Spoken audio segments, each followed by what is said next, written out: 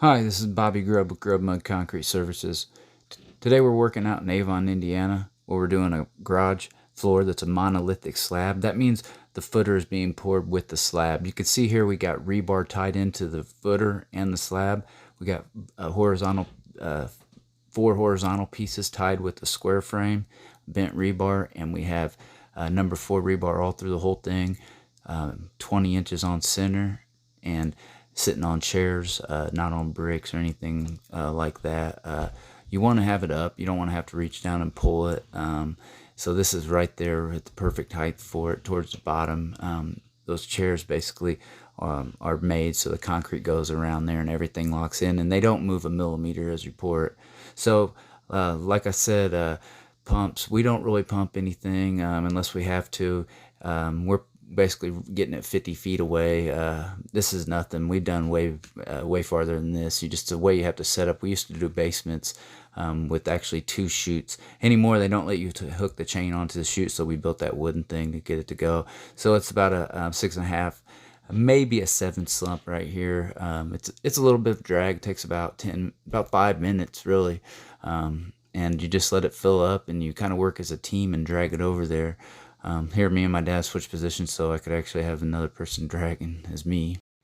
And we got Big Anthony, Drew, Justin, me, and my dad on this slab. It's about an 18 yarder. It's about a 17.5 yarder. We ordered 18 to make sure we had enough. Plus, we had about a 1 yard footer out in the yard we had to pour for a block wall. So yeah, you get a little bit tired, but you work as a team. You pull it with everybody like that. You can really get it. We got about close. So I wanted to show you how far. Look way up there on the chute. Coming down the chute, that's about 20 feet. You got another 10-foot chute that we got. Then you got at least 15 feet, and it's a footing over there. So about 50 feet we had this come out. A lot of guys would have pumped it. Look how far the street is back there. A lot of guys would have pumped it all the way up, and it would have got clogged 2 or 3 times, man. You know how that goes, man. I hate it. So the neighbor was gracious enough to let us pull the truck up there, and I was like, man, we're going to get a chute. So we rented the chute off Dean's, and worked out perfect. I mean, I've done this many times, but they don't let you, like I said, hook that chain on anymore. But we used to do basements like this, so this is nothing for me. So they're setting it up to where it'll go in the side where we need it there. We actually didn't have enough mud up here, so we had to just roll a whole bunch where we were. It's a lot of dragging, but man, when you're used to it, it's no big deal, really, at all. Kind of curious how you guys would have poured this. Would you have dragged it like I did, but with a chute, or would you have pumped it, or what? Really, this is about, like I said, a 6.5 slump, so it's not bad, and it does have, it's a iMix. It's got water reducer, high range water reducer in it, so you could pour it a little wetter like that, and it doesn't affect the concrete.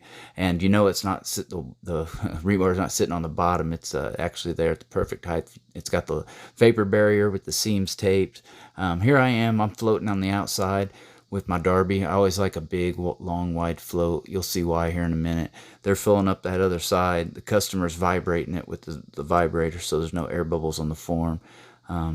And we got that grade stake in the middle right behind Anthony. You want to make sure you don't hit that while you're coming along. Now we're emptying out the truck here. Just getting them all emptied out so he can wash up. Unfortunately, we had to wash them up right there, and the other truck was sitting out there waiting for about 5 minutes while he was washing. So even though we had to wash the truck up and wait for him to wash up and back up, I still think we got it out faster than we could have pumped it. I pumped before, and like I said, after you move all the hoses and the clog ups and stuff, because this mud doesn't clog up as bad when you're using air outside. Stone mix. I mean, come on. I don't like it. I do like it when it works right, but I don't like it when it gets clogged up. It makes for a hell of a day. Here's we're cutting our wet pad. Me and Anthony. Drew's come along, and man, you can't get much better of a come alonger than Drew. He is A1 on the come along. He wants to get on the strike board, and I let him get on it today, so you'll see him here in a little bit. But if you're wanting to learn how to come along, watch Drew. Just watch him and see how I floated way out on those sides. Anthony can ride right there, and it's perfect. And watch Drew. I mean, he just keeps it right there, about a ½ inch high, not even that. And you see how this aluminum board closes it up some? That's pretty sweet. It's a lot better than a wooden board. Now I got a bull float. I'm using my magnesium bull float on this. Sometimes I use the Cadillac bull float, but on this one I just brought one. It works pretty good. You see how I didn't go all the way to my other edge? I'm going to let them hand float that. I don't like making a dip on the other side. Some guys do. And when I scoot it, I bring it all the way off my form and slide it on the form. So I don't go across it diagonally. I hate that. It makes for too many lines. So it's straight up one time, straight back one time. Justin's hitting the edges, and Drew, I'm sure, is going around hitting the edges. Anthony's holding up that come along. And Anthony, man, he wanted to say he's got some. He wanted to tell Big Bisket and Darrell Jr. that he's the big dog on YouTube, and there's only room for one big dog. Who do you guys think is the biggest dog on YouTube? Anthony, Big Bisket, or Darrell Jr.? If you don't know what I'm talking about, check out Victory Outdoor Services YouTube channel and Bondo Concrete out in New York. Check out their channel, and let me know who you guys think the biggest dog on YouTube is. I think it might be Anthony. I don't know though. Anyway, Anthony said there's only room for one, so we got to make it happen, guys. Here we are with the second truck. He pulled up. I get my come along ready. You're really just waiting, but we're waiting on him to pull out. Here he goes. Here's the mud coming down the chute, and we're just letting it fill in, really. It's pretty easy money right here. The hard part was that drag. This isn't very much of a drag at all, but yeah, we just fill it up. You see how this rebar, it doesn't move a bit, and the customer's got that vibrator. It actually helped some get it over there in the corners, and he just barely dips it in there, so it doesn't separate at all. But yeah, guys, if you're going to prep something like he did, man. He did an excellent job doing this, and usually we use wire, but on something like this, man, you can't beat it. This is definitely not going anywhere. This is a heck of a job on the form up, the kickers. Everything is precise. Forms are oiled and everything. He did a great job. So yeah, we're filling this up so I can get my, I don't waste my time with the 18-inch mag flow. I use my 30-inch Darby here, and that thing, man, it's sweet. I run it like it's an 18-inch float, though. I have no problem, especially when we're pouring out. That's when I really like to use it. So we're getting her close. You'll see how we strike off from a different angle up here. We got to get back to that grade stake that's right behind Anthony. But yeah, I'm getting her magged off here with my Darby. I like for it to be real flat, and you'll see here in a minute how important this is. And they're starting to fill up the next section with the chute. I mean, it's easy money, guys. You don't need a pump. I mean, especially if you don't have one. Don't waste your money and rent one for something like this. Just go ahead and work out. I mean, it's a little bit harder pouring it out, but save your money and put it in your pocket, or make sure you get the job or something. But yeah, if you have one, it'd be a different story. But if you don't have one, don't waste your money on it. You don't need it. Just a little bit of hard work, ingenuity get you. See how we got that sitting up on that board? We actually got a board on the bottom side too. But yeah, I get this all darbied off. You can see how 30 inches is really nice, Bam. Get the other side. Now we can get the chutes and stuff out of there. I had a little bit of low spot in that corner, so there I go, fill it up. But get the chute out in the concrete truck. Now he can shoot it right in. You see he's shooting it over the fence, over about 6 feet of dirt into the slab, and really it's a long little pull, but worked out great. I appreciate the hard work from my guys. If getting it down was the hard part, and then in finishing it, we had a machine. So they're filling it up around the grade stake. Again, they're being really careful not to hit it with their come-alongs because we have a nail in there. Actually, it's a screw, and that's where our height is.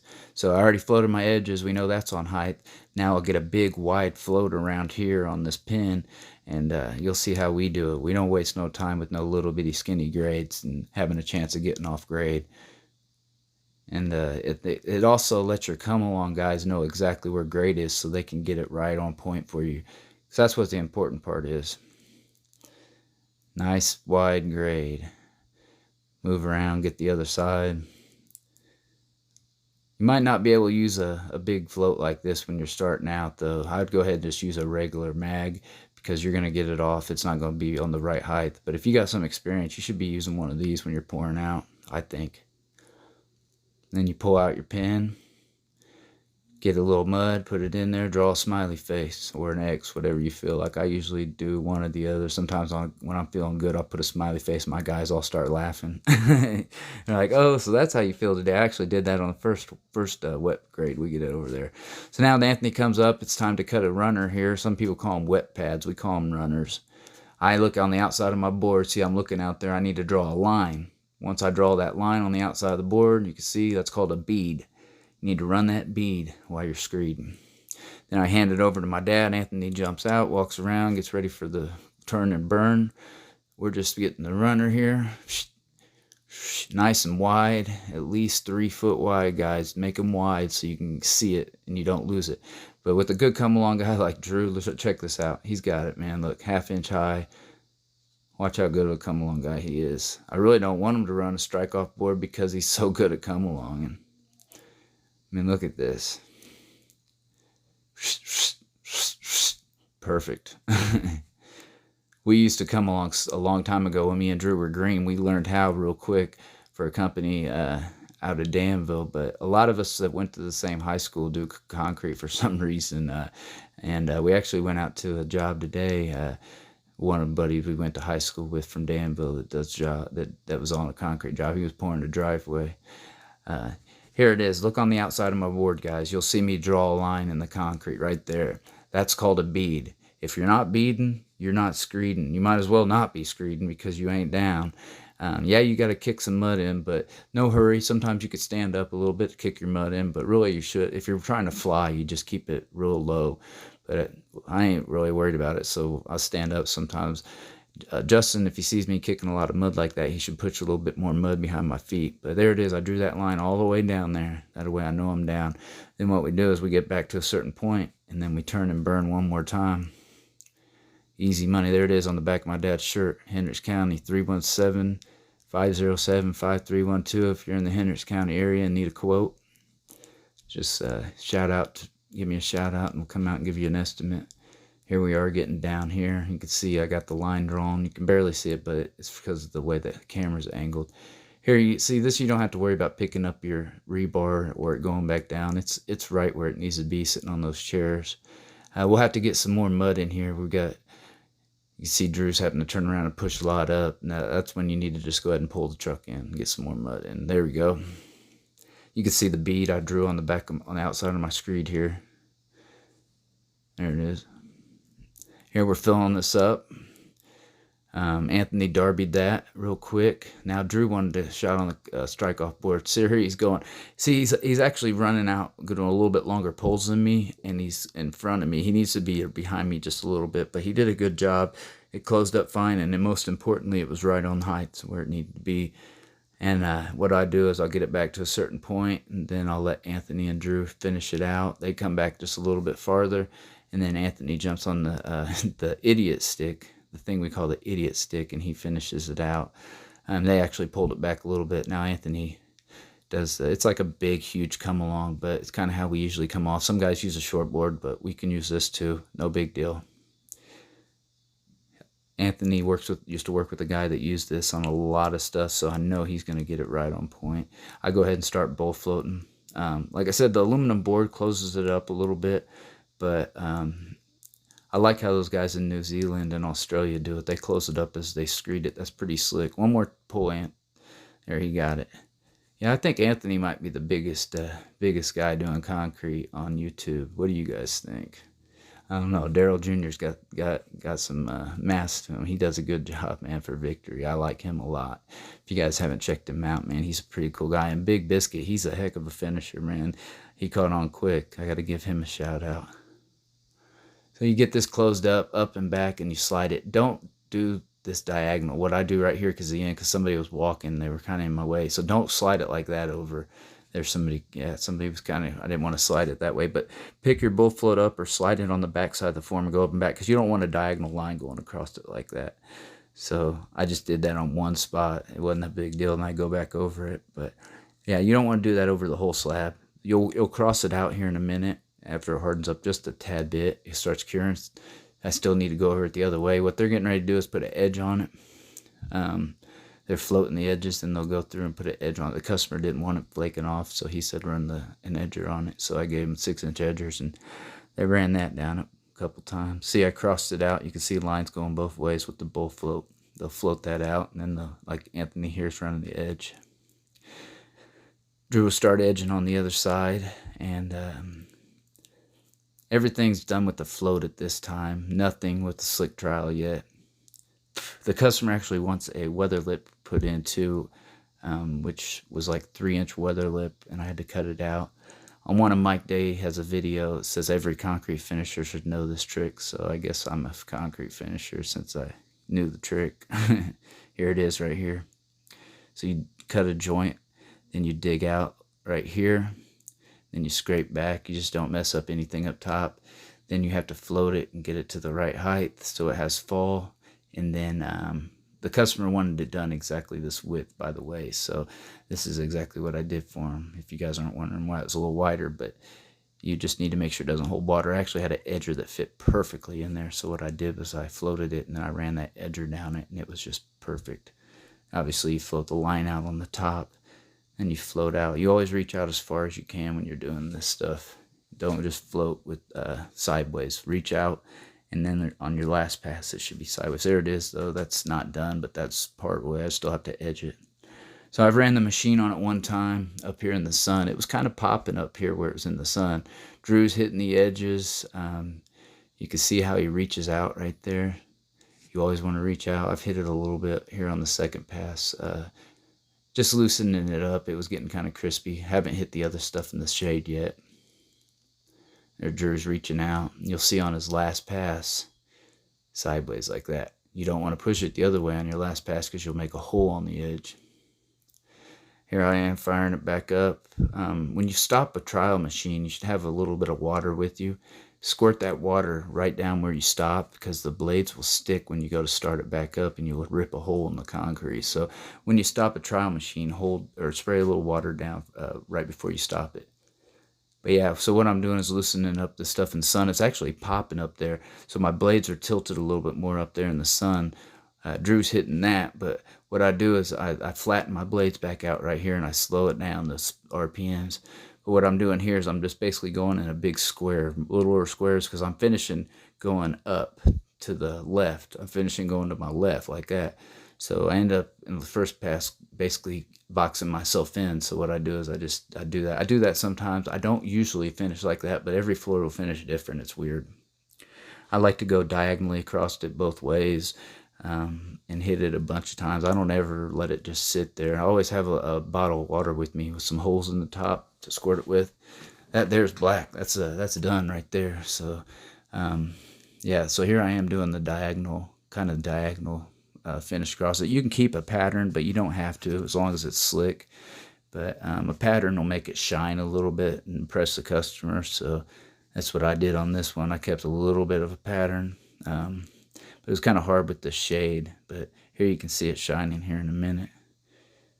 I always have to finish going that way though. I don't finish. I loosened it up going pushing it down, going back to my right. But the way I finish is going up to my left.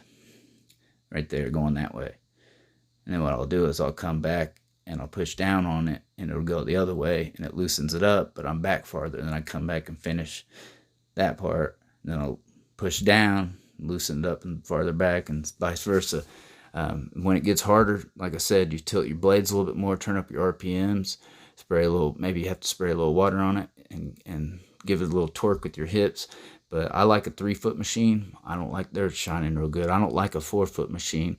4-foot machines, I don't know. I'm only 180 pounds, but heck, a 3-foot machine, I can finish a 60 by 40 in the sun just by myself. One machine, no holes all in it at all. I'll be running across the slab and finishing it too. And basically, I've done it. But anyway, I don't have to do that anymore. I work for myself. Here we are, got it all chalked out the next day, getting ready to soft cut it. Next morning, here I got my soft cut saw. I own the saw, so I'll teach all my guys how to run it. It's pretty simple. There's a couple tricks you got to do to it, but as long as you stay on that line and on the front where that arrow is, you're perfect. So we cut we cut 2 that way and 3 that way. Yeah, guys, I need you to do 3 things: subscribe, like, and comment. Thanks for watching. Have a good day. Get you a little sneak peek on what's to come.